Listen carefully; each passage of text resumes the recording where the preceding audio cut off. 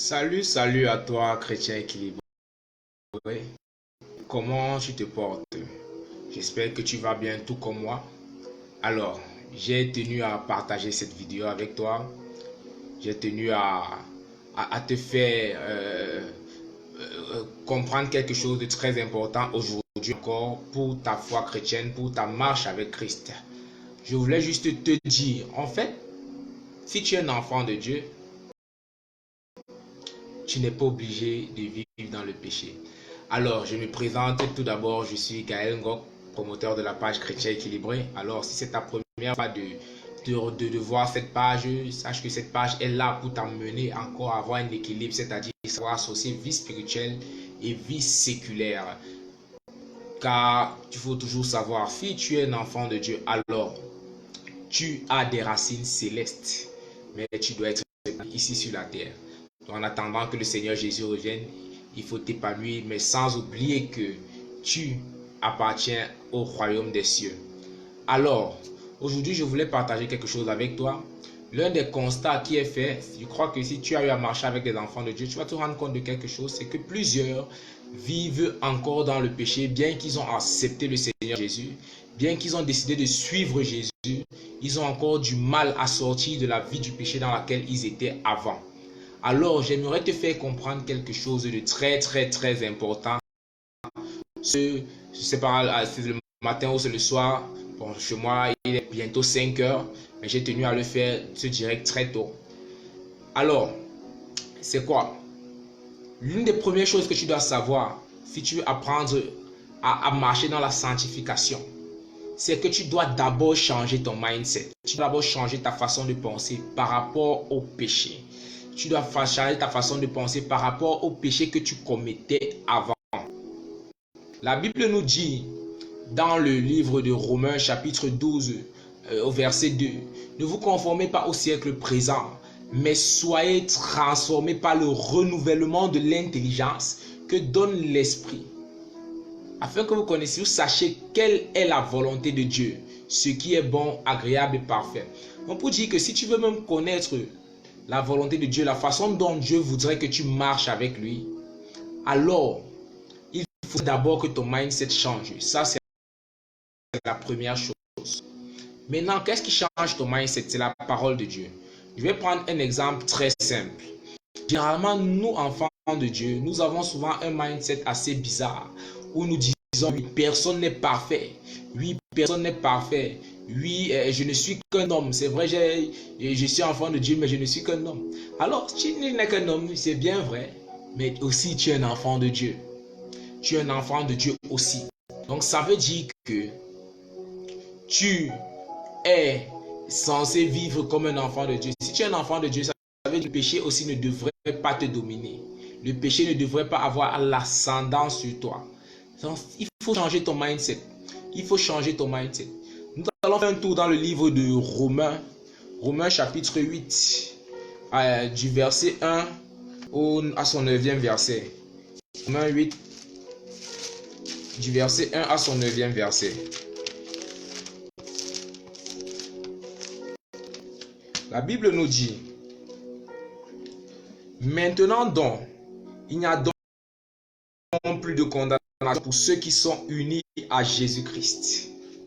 Car la loi de l'Esprit Saint qui donne la vie par Jésus-Christ t'a libéré de la loi du péché et de la mort. Ça, c'est la version française courante. Tu peux lire dans d'autres versions de la Bible, il n'y a pas de souci. Car la loi de l'Esprit Saint qui donne la vie par Jésus-Christ t'a libéré de la loi du péché et de la mort. Dieu a accompli ce qui était impossible pour la loi de Moïse, parce que la faiblesse humaine la rendait impuissante pour enlever le péché. Il l'a condamné dans la nature humaine en envoyant son propre fils vivre dans une condition semblable à celle de l'homme pécheur. Dieu a accompli cela pour que les exigences de la loi soient réalisées en nous qui vivons, non plus selon notre propre nature, mais selon l'Esprit Saint. En effet, ceux qui vivent selon leur propre nature se préoccupent de ses désirs. Celui qui vit selon sa propre nature se préoccupe de ses désirs. Mais ceux qui vivent selon l'Esprit Saint se préoccupent des désirs de l'Esprit. se préoccuper de ses désirs, se préoccuper des désirs de sa propre nature mène à la mort, mais se préoccuper des désirs de l'Esprit Saint mène à la vie et à la paix.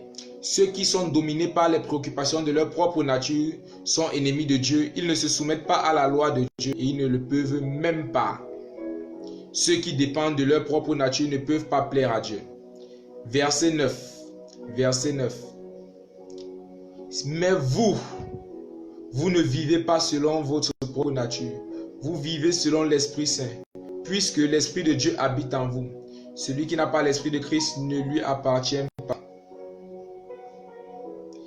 Le verset 9, si vous allez, on peut continuer, on va un peu sauter, nous allons aller dans le verset 12. La Bible dit, ainsi donc, frères, nous avons des obligations, mais non envers notre propre nature, pour vivre selon ses désirs.